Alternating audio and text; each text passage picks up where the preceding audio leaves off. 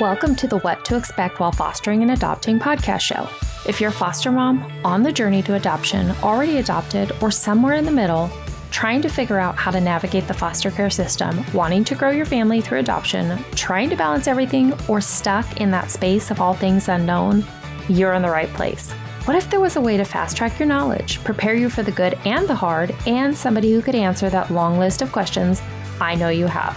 Hi friend, I'm Christine Marie, biblical mindset coach, adoptive mom, and previous foster parent of 77 children. Yep, you heard that right, 77 kiddos. I'm your host, and my goal is to help make your journey a lot easier by sharing my best tools, techniques, and skills that helped me pivot from foster care to adoption, fully surrender, and trust the process. I'm about to bring some calm to the chaos and show you how to navigate through this journey with a whole lot of grace. So go grab your cup of coffee and let's jump in.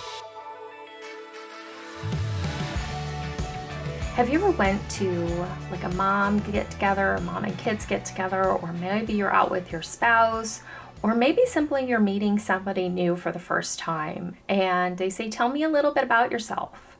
And you say, I'm a mom, I'm a wife, I'm a foster parent, I'm an adoptive parent. You guys, I had no idea that after 10 years, when I walked away from the foster care world, that my entire identity would have become that I am a foster parent. I wore that like a literal badge of honor. And when I walked away from foster care, I literally wore it like the Scarlet Letter. Have you read that book, The Scarlet Letter? And she wears a literal letter on her chest. I had walked away from the foster care experience of 10 years, 77 children, our 2 adoptive daughters. I had walked away with so much pain, trauma, self-doubt, insecurity, because who am I now? Who am I? What would I do with the rest of my life? I had spent 10 years being a foster parent, and I had no idea that during those 10 years, it would literally shape my soul into that of being a foster parent. Prior to being a foster parent, I used to work in the cosmetics industry. I was a stay-at-home mom with my boys, and I never, if somebody would have asked me, tell me about yourself, I would never say, I'm a Clinique consultant. I would have never said that because I didn't identify as what I did for my job. As hard as that might sound, foster parenting was my job. Did I also look at it as a way that I was serving and making an impact on the world? 100%. But I was being paid to help care for these children. These children weren't mine. They weren't. And when I began to take on that shift of my identity, and that is all I talked about, thought about, and I feel like I was literally breathing the foster care world. Is there any of you out there who feel this way? You go to bed thinking about, was I a good enough foster parent today? Was I good enough mom today? Did I do all the right things? And I know some of you are in that journey where you're looking to foster to adopt, or you're looking for that forever child, or maybe you have that child in your home right now and their plan has already changed to permanency and you're on that adoption route.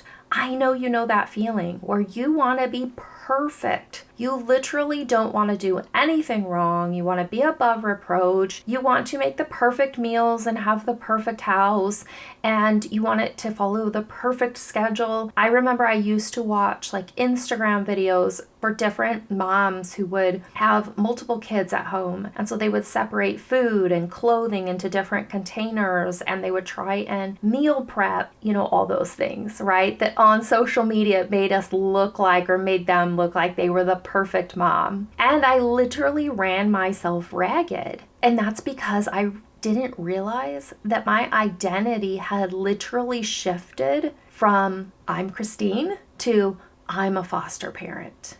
And I don't know where I got lost. If you've ever heard that analogy or that story about there was a frog and you could put a frog in a pan of cold water and it's happy. It's jumping around, it's enjoying its life, and then you turn on the heat just a little bit. The frog won't notice that the water is slowly warming up, and that's exactly what happened with my identity. I lost mine, and that's what I wanted to talk about today in this episode because, friend, I don't want you to lose yours.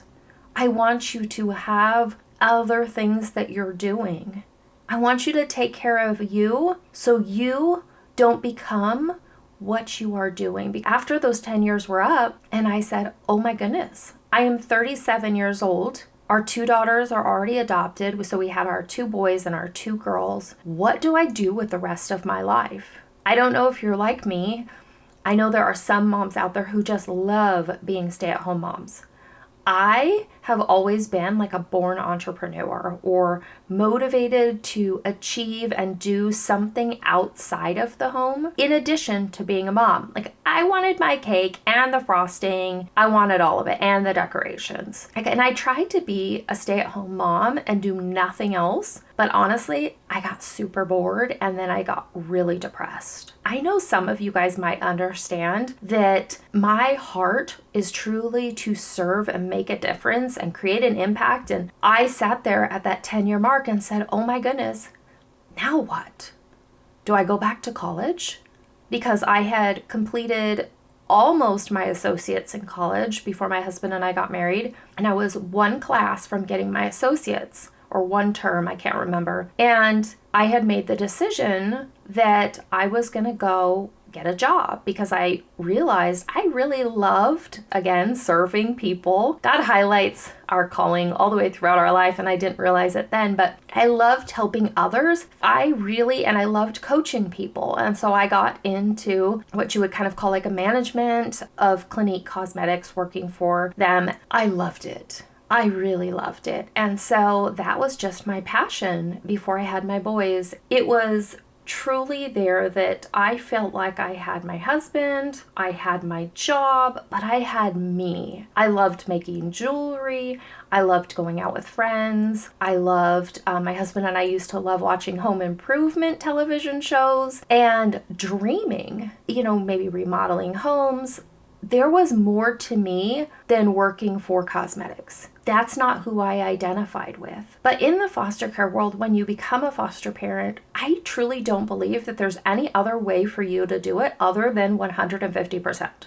There's just not. Because these kids come to you, these families come to you, these caseworkers and attorneys and CASAs and so many people come to you within this system, and your job is to help serve, support, and love on these children and truly impact and help change their life and their family's life. But this is where I want to offer you a different perspective. What if you could be that incredible foster parent and you could still do a hobby on the side, or you could still go out with your friends and you didn't talk about foster parenting when you were with them? Or maybe you had like a side hustle, or maybe you belonged to a cooking club or a Bible study, or really anything where you were not submerged in the foster care world.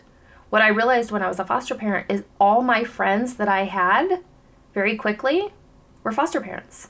I didn't have any friends or any community support that was outside of the foster care world. So I literally became that boiled frog that the water had turned up so hot and I was boiled and didn't even know I was in boiling water. So my worth became rooted in how many kids could I take?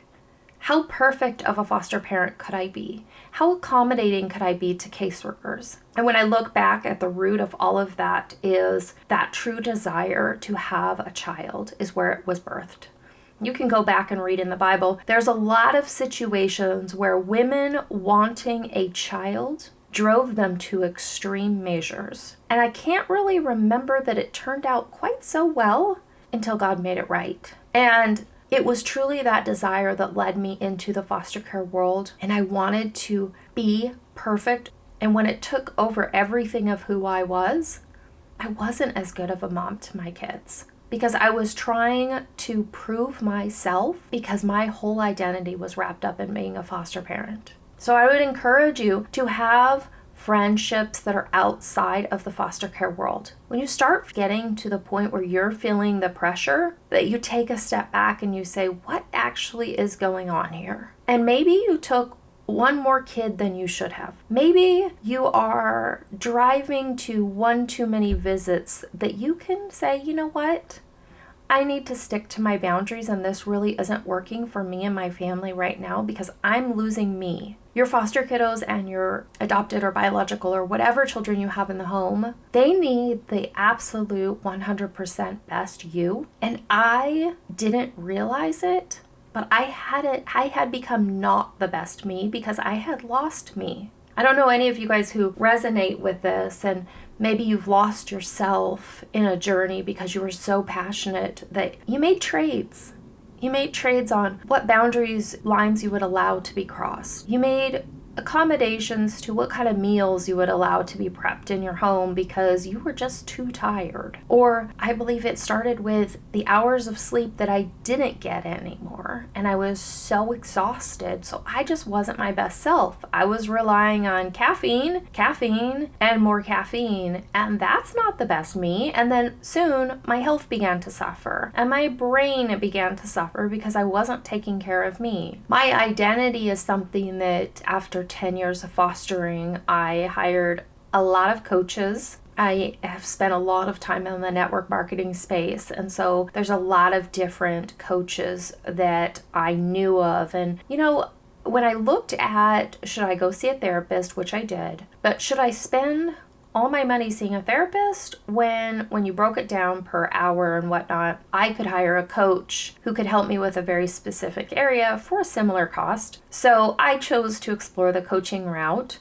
I hired a lot of coaches to help me find what was missing and how could I fulfill that piece and what was gone, what had been taken because I allowed it to be taken. And I spent about 3 years working on hard stuff, which is honestly pretty amazing for being a foster parent for 10 years, taking so many kids. It's hard not to take on the trauma that comes with your kiddos and just the horrible stories and the pain that they've gone through and just the difficulties of some of the children and not being able to fix it. I think being a foster parent truly pushes you in every single emotional area that you didn't know that you could possibly be pushed. If you've ever heard that saying, like, they push all my buttons. Oh, they will push buttons you didn't even know you had. That is where I guess you could say it became a protection, right? So I wanted to be a better foster parent constantly, every single day, do better,